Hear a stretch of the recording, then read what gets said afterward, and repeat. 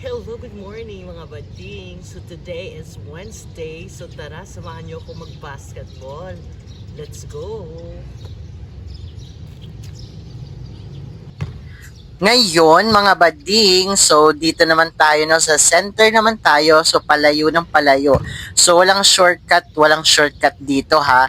Lahat ay nag-start tayo sa basics. Sa basic muna tayo kasi paano tayo makaka-proceed sa malayo or sa mas mahirap na kung sa basic is hindi natin magagawa. So, ako kasi ngayon is nagbabalik pa lang ako. So, back to zero ako after ako magkasakit kasi kahit na ilang linggo ka lang hindi nakakapaglaro talaga ng basketball is parang back to zero ka talaga. So, ngayon, dito naman tayo sa center. So, hanggang sa makarating tayo sa free throw. So, kailangan talaga yon. So, dito naman pala is hindi ako nakapagtagal kasi umulan.